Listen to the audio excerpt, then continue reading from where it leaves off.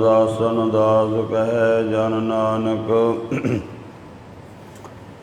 जिहा तू कराए तिहा हों करी बख्यान।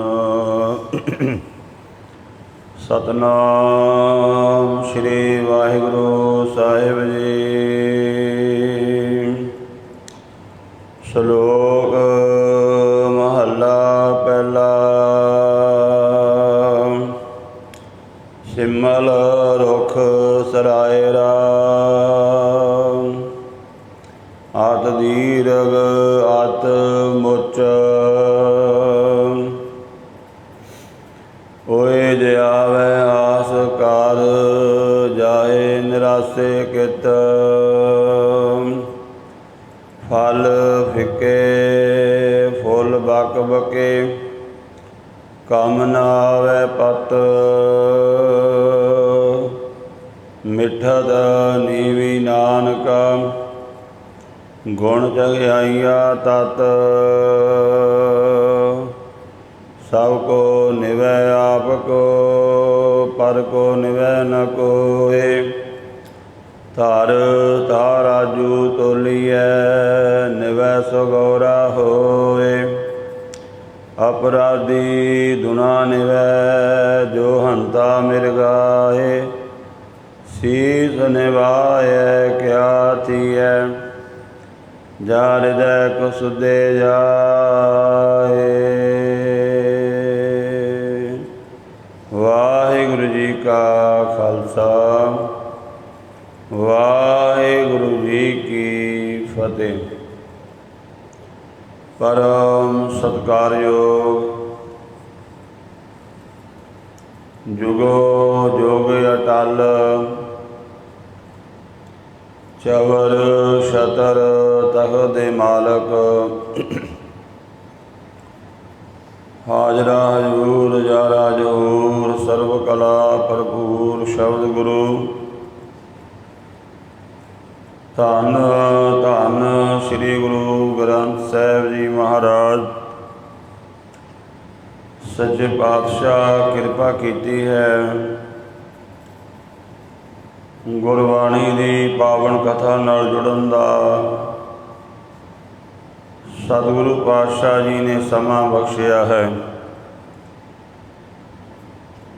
धन धन श्री गुरु ग्रंथ साहिब महाराज जी की पावन बाणी की जो लड़ीवार कथा इस पावन स्थान ते चल रही है, तिस दे तहत आसा की वार दी 14वीं पौड़ी दे नाल जो 2 श्लोक आए हैं उन्हां विचों पहले श्लोक का पाठ आप जी ने सरवण किया है। इन्हां पावन अमृत वचनां दे विच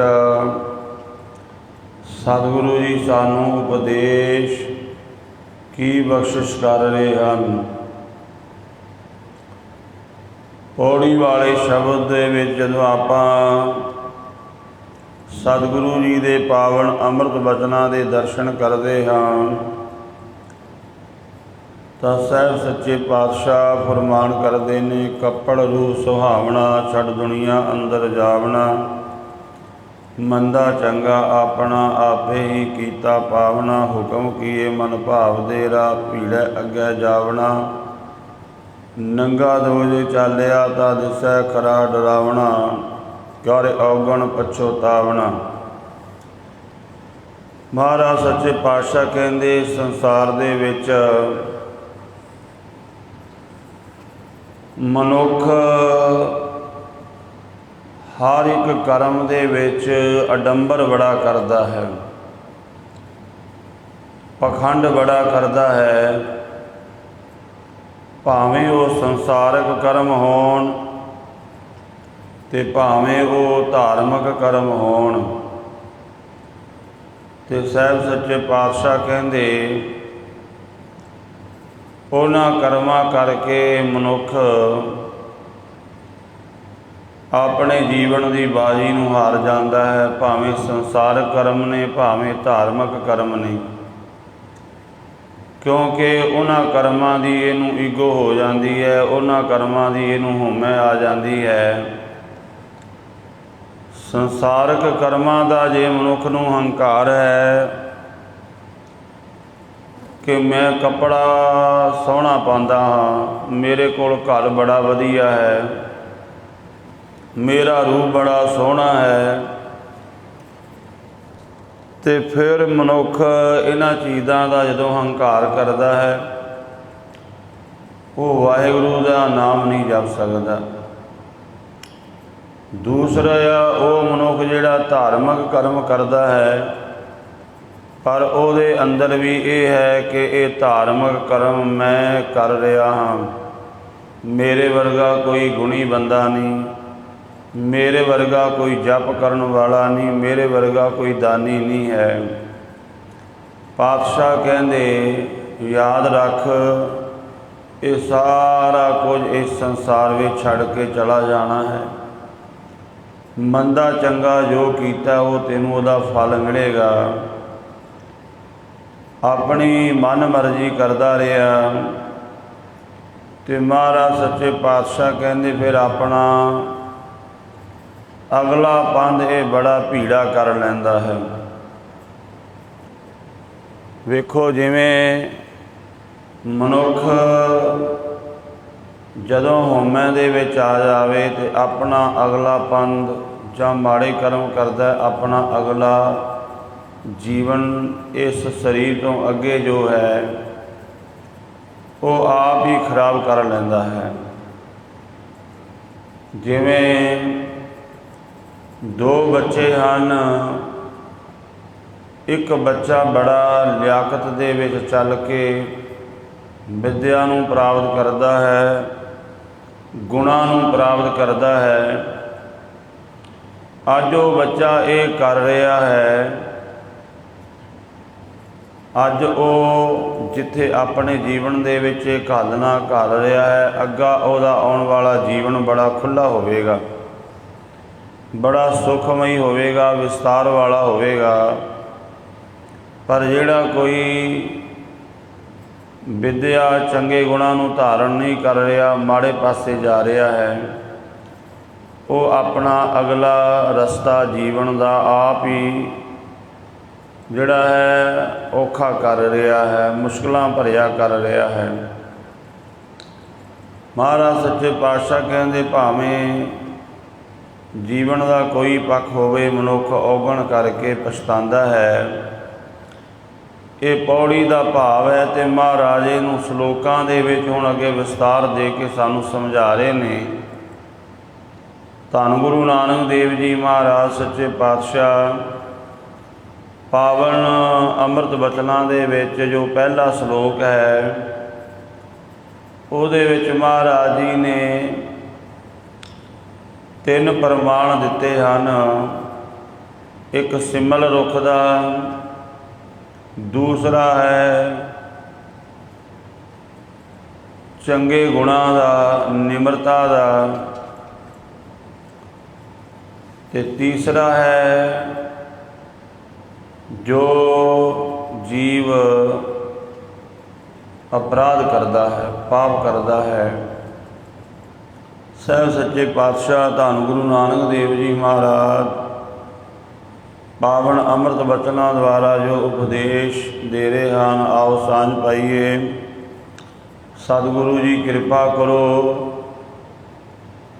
आप अपनी कृपा वरता के अपनी बाणी दी शब्द दी विचार आप ही करवा लवो। श्लोक महला पहला। सिमल रुख सरायरा अत दीर्घ अत मुच ओए जावे आस कर जाए निरासे कित। मनुख नूं महाराज कहंदे आ, मनुख जे किसी भी पक्ष तो तेरा जीवन तैनूं लगदा भी उच्चा है, मैं दूजियां नालों अलग हाँ, ਇਹਦਾ हंकार है जीव नूं किसी पक्ष तो अगे हो जाए तो हंकार करता है भी मैं परिवार करके या धर्म करके बड़ा अगे हाँ। ਅੰਦਰ ਉਹ ਅਵਸਥਾ ਨਾ ਹੋਵੇ। ਮਹਾਰਾਜ ਕਹਿੰਦੇ ਦੇਖ ਜਿਵੇਂ ਸਿੰਬਲ ਦਾ ਰੁੱਖ ਬੜਾ ਉੱਚਾ ਲੰਮਾ ਹੁੰਦਾ ਹੈ, ਬਹੁਤ ਵਿਸਥਾਰ ਵਾਲਾ ਹੁੰਦਾ ਹੈ। ਸਿੰਬਲ ਰੁੱਖ ਸਰਾਇਰਾ, ਇਹਦੇ ਅਰਥ ਵਿਦਵਾਨਾਂ ਨੇ ਕਈ ਕੀਤੇ ਨੇ। ਜਿਹੜਾ ਸਰਾਇਰਾ ਸ਼ਬਦ ਹੈ, ਸਰ ਆਇਰਾ, ਸਰ ਨਾਮ ਤੀਰ ਦਾ ਹੈ, ਬਾਣ ਦਾ, ਤੀਰ ਵਾਂਗ ਸਿੱਧਾ। ਵਾ ਸਰਾਏ ਨਾਮ ਦਾ ਦਰਖਤ, ਸਾਇਰੇ ਨਾਮ ਦਾ ਦਰਖਤ ਨੈਣੀਤਾਲ, ਉੱਧਰ ਇੱਕ ਗੁੱਲਰ ਦਾ ਦਰਖਤ ਹੁੰਦਾ ਹੈ, ਉਹਦੇ ਵਾਂਗ ਹੀ ਇਹ ਸਿੰਬਲ ਉੱਚਾ ਲੰਮਾ ਹੁੰਦਾ, ਪਰ ਉਹਦੇ ਵਿੱਚ ਅਤੇ ਇਹਦੇ ਵਿੱਚ ਬੜਾ ਫਰਕ ਹੈ। ਸਿੰਬਲ ਦਾ ਰੁੱਖ ਉਸ ਗੁੱਲਰ ਦੇ ਬੂਟੇ ਦਰਖਤ ਨਾਲੋਂ ਵੀ ਵੱਡਾ ਹੋ ਜਾਂਦਾ ਹੈ। ਅਤੇ ਸਤਿਗੁਰੂ ਗੁਰੂ ਨਾਨਕ ਦੇਵ ਜੀ ਮਹਾਰਾਜ ਕਹਿੰਦੇ ਦੇਖ ਜਿਵੇਂ ਸਿੰਬਲ ਦਾ ਰੁੱਖ ਬੜਾ ਉੱਚਾ ਲੰਮਾ ਸਿੱਧਾ ਬਹੁਤ ਵਿਸਤਾਰ ਵਾਲਾ ਹੈ, ਵੇਖਣ ਨੂੰ ਬੜਾ ਸੋਹਣਾ ਲੱਗਦਾ ਹੈ।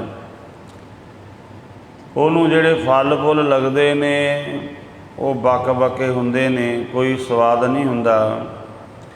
ਅਕਸਰ ਸਿੰਬਲ ਦੇ ਫਲਾਂ ਨੂੰ ਵੇਖ ਕੇ ਹੋਰ ਪੰਛੀ ਨਹੀਂ ਧੋਖਾ ਖਾਂਦੇ ਜਿੰਨਾ ਤੋਤਾ ਖਾਂਦਾ ਹੈ। ਇਹਦਾ ਪ੍ਰਮਾਣ ਗੁਰਬਾਣੀ ਦੇ ਵਿੱਚ ਇੱਕ ਹੋਰ ਮਿਲਦਾ ਹੈ। ਧੰਨ ਗੁਰੂ ਨਾਨਕ ਦੇਵ ਮਹਾਰਾਜ ਜੀ ਦਾ ਸ਼ਬਦ ਜਿਹੜਾ ਜੋ ਸੰਪਰਦਾ ਕਹਿੰਦੀ ਕਿ ਗੁਰੂ ਨਾਨਕ ਪਾਤਸ਼ਾਹ ਜੀ ਨੇ ਸੱਜਣ ਠੱਗ ਦੇ ਪਰਥਾਏ ਉਚਾਰਨ ਕੀਤਾ ਸੀ। ਉਹ ਸ਼ਬਦ ਦੇ ਵਿੱਚ ਆਉਂਦਾ ਸਿੰਬਲ ਰੁੱਖ ਸਰੀਰ ਮੈਂ ਮੈਜਣ ਦੇਖ ਭੁਲਨ, ਸੇ ਫਲ ਕੰਮ ਨ ਆਵਨੀ ਤੇ ਗੁਣ ਮੈਂ ਤਨ ਹਨ।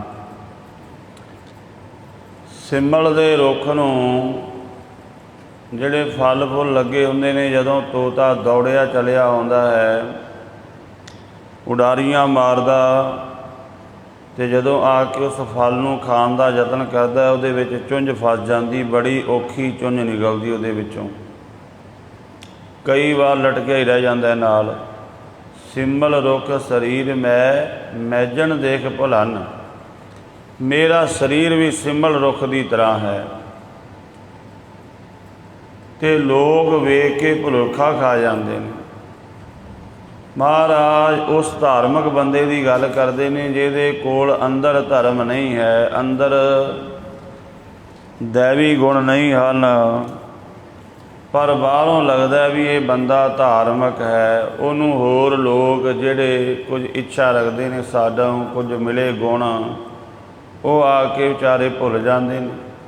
ਆਪਾਂ ਵੇਖਦੇ ਹਾਂ ਨਾ ਕਈ ਡੇਰੇਦਾਰ, ਉਹਨਾਂ ਦਾ ਅਡੰਬਰ ਬਹੁਤ ਰਚਿਆ ਹੁੰਦਾ ਹੈ।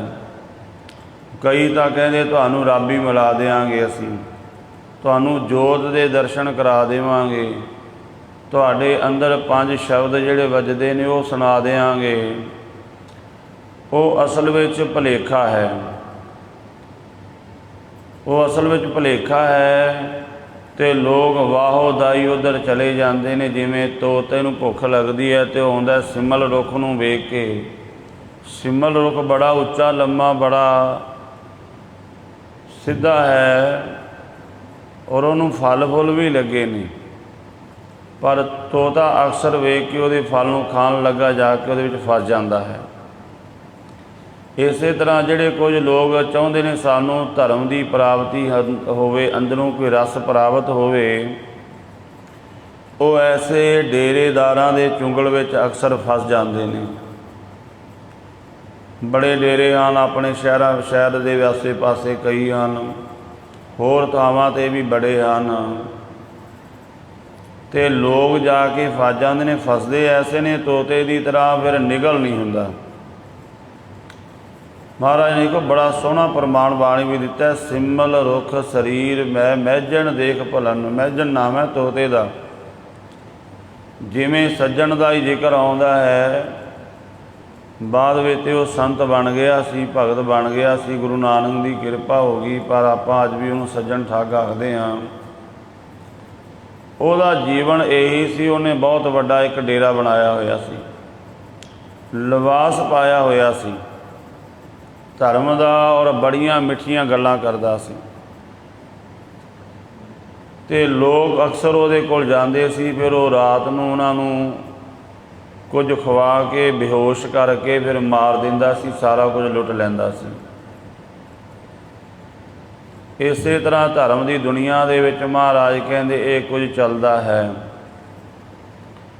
ਲੋਕ ਆਉਂਦੇ ਨੇ, ਨਿਰਾਸ਼ ਹੋ ਜਾਂਦੇ ਨੇ। ਇਸ ਕਰਕੇ ਧਰਮ ਤੋਂ ਨਿਰਾਸ਼ ਹੁੰਦੀ ਜਾਂਦੀ ਦੁਨੀਆ, ਕਿਉਂਕਿ ਐਸੇ ਡੇਰੇਦਾਰਾਂ ਦੀਆਂ ਕਰਤੂਤਾਂ, ਕਰਤੱਵ, ਕਰਮ ਵੇਖ ਕੇ ਲੋਕ ਹੁਣ ਨਿਰਾਸ਼ ਹੁੰਦੇ ਜਾਂਦੇ ਨੇ।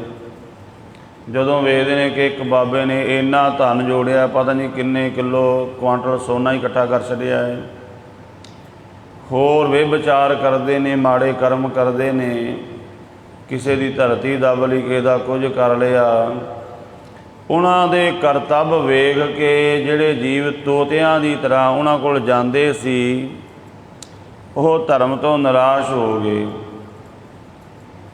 ਨਿਰਾਸ਼ ਹੋ ਗਏ ਵੀ ਇਹ ਸਾਰੇ ਪਾਸੇ ਇਹੀ ਕੁਝ ਹੈ। ਇਸ ਕਰਕੇ ਉਹ ਜਿੱਥੇ ਵੀ ਜਾਣ, ਉਹ ਉਹਨਾਂ ਦੇ ਅੰਦਰ ਸ਼ਰਧਾ ਨਹੀਂ ਰਹਿ ਜਾਂਦੀ। ਉਹ ਕਹਿੰਦੇ ਨਹੀਂ, ਐਵੇਂ ਹੀ ਹੈ, ਬਸ ਐਵੇਂ ਹੀ ਹੈ, ਹੋਰ ਕੁਝ ਨਹੀਂ ਹੈ। ਕਿਉਂਕਿ ਉਹਨਾਂ ਨੂੰ ਸੱਚਾ ਧਰਮ ਦਾ ਗਿਆਨ ਨਹੀਂ ਪ੍ਰਾਪਤ ਹੋਇਆ। ਅੱਜ ਦੀ ਗੱਲ ਹੀ ਨਹੀਂ, ਜਦੋਂ ਦੁਨੀਆ ਬਣੀ ਇਸੇ ਤਰ੍ਹਾਂ ਹੀ ਚੱਲਦਾ ਆ ਰਿਹਾ ਹੈ। ਸ਼੍ਰੀ ਗੁਰੂ ਨਾਨਕ ਦੇਵ ਜੀ ਮਹਾਰਾਜ ਦੇਖੋ, ਥਾਂ ਪਰ ਥਾਂ ਗਏ, ਉੱਥੇ ਪਾਤਸ਼ਾਹ ਜੀ ਨੇ ਕਿਹਾ, ਭਾਈ ਤੁਹਾਨੂੰ ਇਹਨਾਂ ਲੋਕਾਂ ਕੋਲ ਜਾਣ ਦੀ ਲੋੜ ਹੀ ਨਹੀਂ ਹੈ, ਤੁਸੀਂ ਆਪ ਨਾਮ ਜਪੋ, ਆਪ ਉਸ ਵਾਹਿਗੁਰੂ ਦੀ ਬੰਦਗੀ ਕਰੋ, ਪਰਮੇਸ਼ਵਰ ਦੇ ਨਾਮ ਨੂੰ ਜਪਣਾ ਕਰੋ। ਪਰ ਲੋਕ ਅਸਲ ਵਿੱਚ ਲੋਕ ਧਰਮ ਵਾਸਤੇ ਨਹੀਂ ਜਾਂਦੇ, ਰੱਬ ਵਾਸਤੇ ਨਹੀਂ ਜਾਂਦੇ। ਜੇ ਆਪਾਂ ਕਿਤੇ ਜਾਂਦੇ ਵੀ ਆ ਨਾ, ਧਰਮ ਵਾਸਤੇ ਜਾਂ ਰੱਬ ਵਾਸਤੇ ਨਹੀਂ ਜਾਂਦੇ। ਆਪਾਂ ਕਿਸੇ ਡੇਰੇ ਵਿੱਚ ਗਏ ਅਤੇ ਉੱਥੇ ਇਸ ਵਾਸਤੇ ਜਾਂਦੇ ਹਾਂ, ਮੈਨੂੰ ਨੌਕਰੀ ਮਿਲ ਜੇ, ਮੇਰਾ ਕਾਰੋਬਾਰ ਚੱਲ ਜਾਵੇ, ਬਸ ਇਹ ਸਾਡੀਆਂ ਅਰਦਾਸਾਂ ਪੂਰੀਆਂ ਹੋ ਜਾਣ। ਹੋਰ ਕੋਈ ਧਰਮ ਵਾਸਤੇ ਨਹੀਂ ਗਿਆ, ਕੋਈ ਰੱਬ ਵਾਸਤੇ ਨਹੀਂ ਗਿਆ। ਕਿਉਂਕਿ ਜਿਹੜਾ ਧਰਮ ਦਾ ਖੋਜੀ ਹੈ, ਉਹਨੂੰ ਤਾਂ ਪਤਾ ਲੱਗ ਜਾਏਗਾ ਇਹ ਸਾਰੀ ਨਕਲ ਹੈ। ਅਤੇ ਜਿਹੜਾ ਧਰਮ ਵਾਸਤੇ ਗਿਆ ਹੀ ਨਹੀਂ, ਉਹਨੂੰ ਜੋ ਮਰਜ਼ੀ ਹੋਈ ਜਾਵੇ, ਉਹਨੇ ਕੁਝ ਕਹਿਣਾ ਥੋੜ੍ਹਾ ਵੀ ਇੱਥੇ ਜੋ ਮਰਜ਼ੀ ਕਹੀ, ਉਹਨੂੰ ਜਿੱਥੇ ਮਰਜ਼ੀ ਮੱਥਾ ਟਿਕਾ ਦਿਓ। ਉਹਨੂੰ ਕੋਈ ਬਾਬਾ ਜੀ ਦਾ ਜੋੜਾ, ਇਹਨੂੰ ਮੱਥਾ ਟੇਕਦੇ, ਉਹਨੇ ਬਾਬੇ ਦੀ ਜੁੱਤੀ ਨੂੰ ਮੱਥਾ ਟੇਕੀ ਜਾਣਾ ਹੈ। ਉਹਨੂੰ ਕੋਈ ਪ੍ਰਯੋਜਨ ਨਹੀਂ। ਉਹਨੂੰ ਬਸ ਇੰਨਾ ਵੀ ਮੇਰਾ ਕਾਰੋਬਾਰ ਚੱਲ ਜਾਵੇ, ਮੇਰਾ ਸਰੀਰ ਠੀਕ ਹੋ ਜਾਵੇ, ਮੇਰੇ ਬੱਚੇ ਕਾਮਯਾਬ ਹੋ ਜਾਣ। ਰੱਬ ਵਾਸਤੇ ਤਾਂ ਉਹ ਗਿਆ ਹੀ ਨਹੀਂ ਹੈ। ਤੋ ਸਾਹਿਬ ਸੱਚੇ ਪਾਤਸ਼ਾਹ ਜੀ ਕਹਿੰਦੇ ਇਸ ਤਰ੍ਹਾਂ ਲੋਕ ਭੁਲੇਖੇ ਵਿੱਚ ਪੈ ਜਾਂਦੇ ਨੇ, ਜਿਵੇਂ ਤੋਤਾ ਸਿੰਬਲ ਦੇ ਫਲਾਂ ਨੂੰ ਵੇਖ ਕੇ ਭੁਲੇਖੇ ਵਿੱਚ ਪੈ ਜਾਂਦਾ ਹੈ। ਸੱਜਣ ਦਾ ਵੀ ਇਹੀ ਕੰਮ ਸੀ, ਲੋਕਾਂ ਨੂੰ ਭੁਲੇਖੇ 'ਚ ਪਾ ਕੇ ਲੁੱਟ ਲੈਣਾ। ਗੁਰੂ ਨਾਨਕ ਪਾਤਸ਼ਾਹ ਜੀ ਗਏ, ਮਹਾਰਾਜ ਜੀ ਦੇ ਚਿਹਰੇ ਦਾ ਜਲਾਲ ਵੇਖ ਕੇ ਉਹਨੇ ਆਖਿਆ ਵੀ ਇਹ ਤਾਂ ਬਹੁਤ ਧਨੀ ਹਨ। ਵੈਸੇ ਉਹ ਪਾਰਖੂ ਬੰਦਾ ਸੀ, ਉਹਨੂੰ ਪਤਾ, ਬੰਦੇ ਨੂੰ ਵੇਖ ਕੇ ਪਤਾ ਲੱਗ ਜਾਂਦਾ ਸੀ ਇਹ ਬੰਦਾ ਬਹੁਤ ਧਨਾੜ, ਬੜੇ ਧਨ ਵਾਲਾ ਹੈ। ਗੁਰੂ ਨਾਨਕ ਪਾਤਸ਼ਾਹ ਜੀ ਉਹ ਤਾਂ ਸਾਰੀ ਦੁਨੀਆ ਦੇ ਦੌਲਤ ਦੇ ਮਾਲਕ ਨੇ। ਸੱਜਣ ਨੂੰ ਇਸ ਗੱਲ ਦੀ ਪਰਖ ਸੀ, ਇਸ ਬੰਦੇ ਕੋਲ ਬਹੁਤ ਧਨ ਹੈ। ਗੁਰੂ ਨਾਨਕ ਦੇ ਚਿਹਰੇ ਵੱਲ ਵੇਖ ਕੇ ਵੀ ਅਨੁਮਾਨ ਲਗਾ ਲੈਂਦਾ ਇਹਦੇ ਕੋਲ ਬਹੁਤ ਧਨ ਹੈ, ਇਹਨਾਂ ਨੂੰ ਲੁੱਟਣਾ ਹੈ। ਮਹਾਰਾਜ ਜੀ ਨੂੰ ਪਹਿਲਾਂ ਭੋਜਨ ਛਕਣ ਵਾਸਤੇ ਬੜੀਆਂ ਮਿੰਨਤਾਂ ਕਰਦਾ, ਪਰ ਪਾਤਸ਼ਾਹ ਕਹਿੰਦੇ ਨਹੀਂ, ਸਾਨੂੰ ਲੋੜ ਨਹੀਂ, ਲੋੜ ਹੋਏਗੀ ਲੈ ਲਵਾਂਗੇ। ਜਦੋਂ ਉਹ ਸਾਰੀ ਰਾਤ ਉਹਨੇ ਨਿਗਾਹ ਰੱਖੀ ਵੀ ਜਦੋਂ ਸੌਂ ਜਾਣਗੇ ਉਦੋਂ ਮੈਂ ਇਹਨਾਂ ਨੂੰ ਮਾਰ ਕੇ ਲੁੱਟ ਲਵਾਂਗਾ। ਅੰਮ੍ਰਿਤ ਵੇਲਾ ਹੋ ਗਿਆ ਅਤੇ ਗੁਰੂ ਨਾਨਕ ਪਾਤਸ਼ਾਹ ਜੀ ਫਿਰ ਉਹਦੀ ਅਵਸਥਾ ਨੂੰ ਵੇਖ ਕੇ ਸ਼ਬਦ ਉਚਾਰਨ ਕੀਤਾ ਹੈ, ਉਜਲ ਕਹਿਹਾਂ ਚਿਲਕਣਾ ਘੋਟਮ ਕਾਲੜੀ ਮਸ, ਧੋਤਿਆਂ ਝੂਠ ਨਾ ਉਤਰੈ, ਜੇ ਸੋ ਧੋਵਾਂ ਤਿਸ ਸੱਜਣ ਸਈ, ਨਾਲ ਮੈਂ ਚਲਦਿਆਂ ਨਾਲ ਚਲਨ, ਜਿੱਥੈ ਲੇਖਾ ਮੰਗੀਐ ਤਿੱਥੈ ਖੜੇ ਦਸਨ। ਮਹਾਰਾਜ ਕਹਿੰਦੇ ਸੱਜਣਾ, ਜਿਵੇਂ ਕਹਿੰਦੇ ਭਾਂਡੇ ਪਹਿਲਾਂ ਹੁੰਦੇ ਸੀ ਘਰਾਂ ਵਿੱਚ, ਆਪ ਜੀ ਨੇ ਵੇਖੇ ਹੋਣੇ ਨੇ, ਉਹਨਾਂ ਵਿੱਚ ਕਾਲਖ ਰਹਿ ਜਾਂਦੀ, ਪਿਆ ਰਹੇ ਨਾ ਅੰਦਰੋਂ ਕਾਲਾ ਹੋ ਜਾਂਦਾ ਭਾਂਡਾ ਕਹਿੰਦਾ। ਉਹਨਾਂ ਵਿੱਚ ਫਿਰ ਕਲੀ ਕਰਾਈ ਜਾਂਦੀ ਹੁੰਦੀ ਸੀ। ਪਿੱਤਲ ਦੇ ਭਾਂਡੇ ਵਿੱਚ ਵੀ ਕਾਲਖ ਆ ਜਾਂਦੀ ਸੀ। ਮਹਾਰਾਜ ਕਹਿੰਦੇ ਉਹਨੂੰ ਕਿੰਨਾ ਵੀ ਮਾਂਜੋ, ਉਹਦੇ ਅੰਦਰ ਕਾਲਖ ਹੁੰਦੀ ਹੈ, ਉਹ ਕਾਲਖ ਜਾਂਦੀ ਨਹੀਂ ਹੈ। ਕਹਿੰਦੇ ਭਾਂਡੇ ਨੂੰ ਕਿੰਨਾ ਵੀ ਰੋਜ਼ ਮਾਂਜੀ ਜਾਓ, ਉਹਦੀ ਅੰਦਰ ਦੀ ਕਾਲਖ, ਉਹਦੇ ਕੁਦਰਤੀ ਉਹਦਾ ਜੀਵਨ ਐਸਾ ਹੈ। ਇਸੇ ਤਰ੍ਹਾਂ ਮਹਾਰਾਜ ਸੱਚੇ ਪਾਤਸ਼ਾਹ ਕਹਿੰਦੇ ਮਨੁੱਖ ਦਾ ਜੀਵਨ ਵੀ ਐਸਾ ਬਣ ਗਿਆ, ਇਹ ਸੱਜਣ ਤੇਰਾ ਜੀਵਨ ਵੀ ਇਸੇ ਤਰ੍ਹਾਂ ਹੈ। ਬਾਹਰੋਂ ਤਾਂ ਬੜਾ ਲਿਸ਼ਕਦਾ ਹੈ, ਪਰ ਅੰਦਰ ਕਾਲਖ ਹੀ ਭਰੀ ਪਈ ਹੈ। ਅੰਦਰ ਜਿਵੇਂ ਫੁੱਲੋ ਬੰਦੇ ਦਾ ਕਾਲਖ ਭਰੀ ਪਈ ਹੈ। ਤੋ ਮਹਾਰਾਜ ਸੱਚੇ ਪਾਤਸ਼ਾਹ ਜੀ ਕਹਿੰਦੇ ਐਸੇ ਲੋਕ ਉਹ ਆਪ ਤਾਂ ਟੁੱਟੇ ਹੁੰਦੇ ਨੇ, ਦੂਜਿਆਂ ਨੂੰ ਵੀ ਧਰਮ ਤੋਂ ਤੋੜ ਦਿੰਦੇ ਨੇ। ਦੂਜੇ ਵੀ ਉਹਨਾਂ ਵੱਲ ਵੇਖ ਕੇ ਆਉਂਦੇ ਨੇ ਵੀ ਇਹ ਬੰਦਾ ਬੜਾ ਭਗਤ ਹੈ, ਜਾਂਦੇ ਨੇ ਪਰ ਉੱਥੋਂ ਨਿਰਾਸ਼ ਹੋ ਕੇ ਮੁੜਦੇ ਨੇ। ਸਿਮਲ ਰੁੱਖ ਸਰਾਇਰਾ ਅਤ ਦੀਰਘ ਅਤ ਮੁੱਚ, ਬੜਾ ਦੀਰਘ ਕਹੀਏ ਵੱਡਾ, ਮੁੱਚ ਬਹੁਤ ਉੱਚਾ ਲੰਮਾ। ਓਏ ਜੇ ਆਵੇ ਆਸ ਕਰ ਜਾਏ ਨਿਰਾਸੇ ਕਿਤ। ਇੱਥੇ ਓਏ ਸ਼ਬਦ ਜਿਹੜਾ ਖਾਸ ਕਰਕੇ ਤੋਤਿਆਂ ਵਾਸਤੇ ਆਇਆ ਹੈ, ਕਿਉਂਕਿ ਅਕਸਰ ਸਿੰਬਲ ਦੇ ਬੂਟੇ ਨੂੰ, ਦਰਖਤ ਨੂੰ ਵੇਖ ਕੇ ਤੋਤੇ ਭੁਲੇਖਾ ਖਾਂਦੇ ਨੇ, ਆਉਂਦੇ ਨੇ ਬੜੀ ਆਸ ਦੇ ਨਾਲ। ਪਰ ਮਹਾਰਾਜ ਕਹਿੰਦੇ ਉਹ ਨਿਰਾਸੇ ਹੋ ਕੇ ਜਾਂਦੇ ਨੇ, ਪਰ ਜਾਣ ਹੁਣ ਕਿੱਥੇ, ਨਿਰਾਸ਼ ਹੋ ਜਾਂਦੇ ਨੇ ਧਰਮ ਤੋਂ। ਓਏ ਜੇ ਆਵੇ ਆਸ ਕਰ ਜਾਏ ਨਿਰਾਸੇ ਕਿਤ। ਇਹਦਾ ਅਰਥ ਵਿਦਵਾਨ ਇਹ ਵੀ ਕਰਦੇ ਨੇ, ਪਤਾ ਨਹੀਂ ਕਿੰਨੇ ਕੁ ਨਿਰਾਸ਼ ਹੋ ਕੇ ਚਲੇ ਗਏ। ਕਾਰਨ ਅੱਗੇ ਮਹਾਰਾਜ ਦੱਸ ਰਹੇ ਨੇ, ਫਲ ਫਿੱਕੇ ਫੁੱਲ ਬਕ ਬਕੇ ਕੰਮ ਨਾ ਆਵੇ ਪਤ। ਫਲ ਫਿੱਕੇ ਨੇ, ਫੁੱਲ ਬਕ ਬਕੇ ਨੇ। ਸਿਮਲ ਦਾ ਜਿਹੜਾ ਦਰਖਤ ਹੈ ਉਹਦੇ ਫਲ ਵੀ ਲੱਗਦੇ ਨੇ, ਉਹਨੂੰ ਫੁੱਲ ਵੀ ਲੱਗਦੇ ਨੇ, ਸਾਰਾ ਕੁਝ ਹੁੰਦਾ ਹੈ, ਪਰ ਉਹ ਬਕ ਬਕੇ ਹੁੰਦੇ ਨੇ। ਫਲ ਜਿਹੜੇ ਨੇ ਉਹ ਫਿੱਕੇ ਹੁੰਦੇ ਨੇ, ਫੁੱਲ ਵੀ ਬਕ ਬਕੇ ਹੁੰਦੇ ਨੇ, ਉਹਨਾਂ ਵਿੱਚ ਵੀ ਕੋਈ ਸਵਾਦ ਸੁਗੰਧੀ ਨਹੀਂ ਹੁੰਦੀ। ਪੱਤੇ ਵੀ ਕਿਸੇ ਕੰਮ ਨਹੀਂ ਹੁੰਦੇ ਆਉਂਦੇ ਉਹਦੇ। ਹੁਣ ਇਹਦਾ ਸਾਨੂੰ ਕੀ ਸਮਝ ਹੈ, ਇਹਦਾ ਸਾਨੂੰ ਕੀ ਅਰਥ ਸਮਝ ਆਵੇ, ਕੀ ਅਸੀਂ ਸਮਝੀਏ। ਮਹਾਰਾਜ ਸੱਚੇ ਪਾਤਸ਼ਾਹ ਕਹਿੰਦੇ ਕਿਸੇ ਤਾਂਤਰਿਕ ਦੇ ਕੋਲ ਤੁਸੀਂ ਜਾਓਗੇ, ਉਹਦੇ ਕੋਲੋਂ ਜੇ ਤੁਹਾਨੂੰ ਕੁਝ ਮਿਲ ਵੀ ਜਾਵੇਗਾ ਤਾਂ ਉਹ ਫਲ ਤੁਹਾਨੂੰ ਰਸ ਨਹੀਂ ਦੇਵੇਗਾ। ਜੇ ਧਾਗੇ ਤਵੀਤਾਂ ਨਾਲ, ਟੂਣਿਆਂ ਨਾਲ, ਜਾਦੂਆਂ ਨਾਲ ਪੁੱਤਰ ਜੰਮ ਵੀ ਪਿਆ ਤੇ ਉਹ ਫਿਰ ਸਾਰੀ ਉਮਰ ਤੁਹਾਨੂੰ ਉਂਗਲਾਂ 'ਤੇ ਹੀ ਨਚਾਵੇਗਾ। ਇੱਕ ਫਲ ਮਿਲਣਾ ਹੈ ਉਸ ਰੱਬ ਦੀ ਰਹਿਮਤ ਨਾਲ, ਉਸ ਗੁਰੂ ਦੀ ਕਿਰਪਾ ਦੇ ਨਾਲ। ਉਹ ਮਿੱਠਾ ਵੀ ਹੋਵੇਗਾ, ਰਸਦਾਇਕ ਵੀ ਹੋਵੇਗਾ। ਜਾਂ ਕੋਈ ਵੀ ਫਲ ਕਹਿ ਲਓ, ਕੋਈ ਨੌਕਰੀ ਮਿਲ ਗਈ, ਕੋਈ ਵੀ ਚੀਜ਼ ਮਿਲ ਗਈ, ਉਸ ਫਲ ਦੇ ਵਿੱਚ ਬਰਕਤ ਹੁੰਦੀ ਹੈ। ਪਰ ਜਿਹੜਾ ਇਸ ਤਰ੍ਹਾਂ ਦੇ ਲੋਕਾਂ ਕੋਲੋਂ ਜਾ ਕੇ ਜੇ ਕੁਝ ਮਿਲਿਆ ਵੀ, ਤੇ ਭਾਈ ਗੁਰਦਾਸ ਜੀ ਨੇ ਬੜੇ ਸੋਹਣੇ ਫਰਮਾਨ ਲਿਖੇ ਨੇ। ਕਹਿੰਦੇ ਪਹਿਲੀ ਗੱਲ ਤਾਂ ਐਸਾ ਹੁੰਦਾ ਨਹੀਂ ਵੀ ਕੋਈ ਚੀਜ਼ ਤੁਹਾਨੂੰ ਉੱਥੋਂ ਮਿਲ ਜਾਵੇ, ਸਗੋਂ ਹੋਰ ਬਿਮਾਰੀਆਂ ਚਿੰਬੜ ਜਾਂਦੀਆਂ ਨੇ। ਭਾਈ ਗੁਰਦਾਸ ਜੀ ਲਿਖਦੇ ਨੇ, ਬੀਜ ਬੋਏ ਕਾਲਰ ਮੇ ਉਪਜੇ ਨਾ ਧਾਨ ਪਾਨ, ਮੂਲ ਖੋਏ ਪੁਨ ਰਾਜ ਡੰਡ ਲਾ ਗਈ। ਸਲਲ ਬਲੋਏ ਜੈਸੇ ਨਿਕਸਤ ਨਾਏ ਕ੍ਰਿਤ, ਮਟਕੀ ਮਥਾਨੀਓ ਫੋਰ ਤੋਰ ਭਾ ਗਈ। ਭੂਤਣ ਪੈ ਭੂਤ ਮੰਗੈ ਹੋਤ ਨਾ ਸਪੂਤੀ ਕਹੂ, ਜੀ ਕੋ ਪਰੈ ਸੈਸਾ ਨਿਤ ਤਿਆਗ ਹੂ ਨਾ ਤਿਆਗਈ। ਬਿਨ ਗੁਰ ਦੇਵ ਆਨ ਸੇਵ ਦੁਖਦਾਇਕ ਹੈ, ਲੋਕ ਪਰ ਲੋਕ ਸੋ ਜਾਏ ਅਨੁਰਾਗਈ। ਸੱਚੇ ਗੁਰੂ ਨੂੰ ਛੱਡ ਕੇ ਮਨੁੱਖ ਹੋਰ ਪਾਸੇ ਤੁਰਿਆ ਫਿਰੇ, ਉਹ ਖੁਆਰ ਹੀ ਹੋਵੇਗਾ। ਤੋ ਪਾਤਸ਼ਾਹ ਫਰਮਾਨ ਕਰਦੇ ਨੇ, ਫਲ ਫਿੱਕੇ ਫੁੱਲ ਬਕ ਬਕੇ ਕੰਮ ਨਾ ਆਵੇ ਪਤ।